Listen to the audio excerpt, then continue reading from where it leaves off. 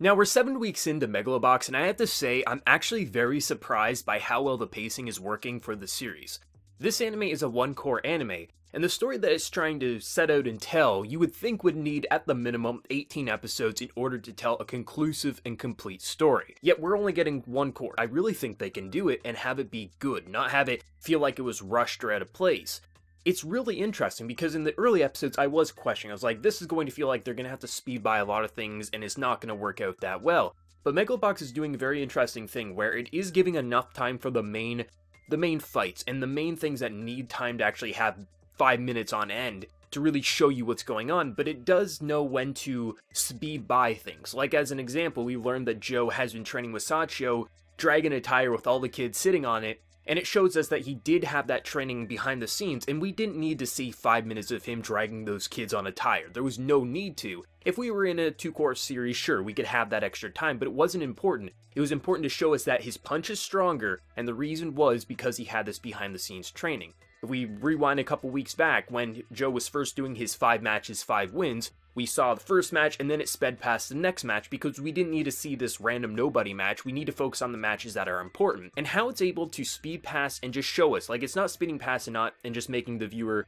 just agree that, okay, I guess he did this. It is showing us the information we need, but it's only focusing on the things that actually have a lot of substance and importance, and that's actually really impressive because a lot of one-core anime, even 2-core, I feel that 1-core, it feels like too much goes on for the episode count given, and then a lot of 2-core series, not enough happens for the amount of episodes that they were given. So it's really interesting how Megalobox's pacing is really fitting this story, and this episode ends in a very interesting way, which I really like. Because here's the thing, Joe did get into this arena under a fake ID and in a legal way, and Joe was presented as like, this is the underdog, he's gonna be the righteous fighter in the ring, but Joe did break the rules. And I do like how this anime wasn't afraid to put Joe back to 0 at episode 7. Obviously we know he's going to get back in, but I do like the fact that there was punishment for his actions. He did break the law, and I love how he's forced to forfeit the match between this guy who literally has an AI suit that literally will control his moves for him, and ultimately he loses his spot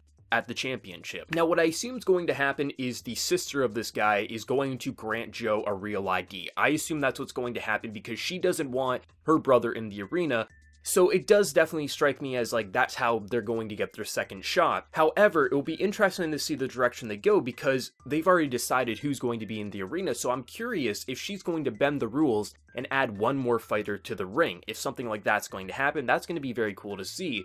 But to really kind of pose the question of man or machine, you know, which one is better than the other, it's interesting to watch this brother, this guy with this AI suit, watching him in the arena for the short time we did. The guy's a maniac, because the thing with these suits, as we learn in this episode, the weakness to them, and the thing that gives Joe an upper hand, yes, he has a lot of weakness, is the fact that basically the suits react to the muscles, and there is a lag, there is a delay before they punch, so it gives people without the suits, without the delay, time to strike before they can strike him. But this other guy essentially has an AI that predicts the moves for him, so there is no lag and there is no delay, so essentially Joe's kind of upper hand against everyone else who uses these suits is no longer there. And I was really interested to see how that was going to play out, and I do think we are still going to get that fight, I really do, but it's going to take at least an episode before we'll get to see that. But I really like this episode because it's really showing you that there's like severe punishment and there is risk for what they're doing, because all along it really felt like Joe got through, he broke the rules, he broke the law, he got a fake ID, everything was looking up for him, and then they threw him back down to square zero.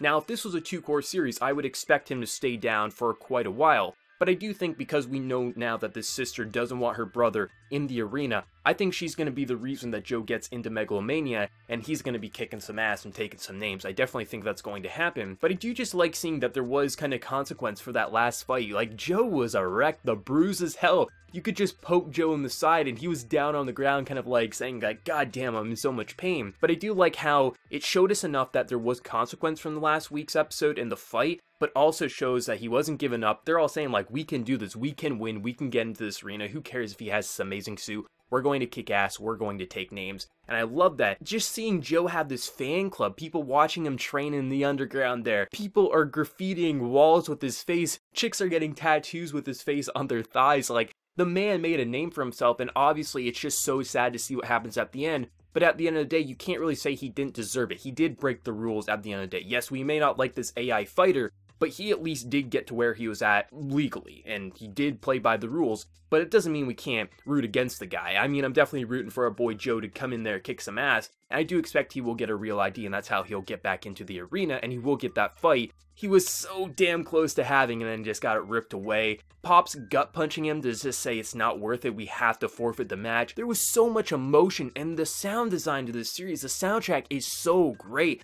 Even when it's not having the amazing raps like at the beginning of the episode, there's so many just instrumentals and beats that you just want to bob your head to. The animation, the art design, like this is seriously favorite material for me. I absolutely adore this show. 7 weeks in, 7 episodes have gone by, and not one episode has kind of dipped in quality for me. I absolutely adore Megalobox. I can't wait to see where episode 8 is going to lead us. Let me know you're feeling down in that comment section below. Did you love it? Did you hate it? Your favorite moment? Let me know what you're feeling, and before you leave, be sure to like the video if you did enjoy, and if you're new, also be sure to subscribe. So until next time, everyone, please take care and have a good one.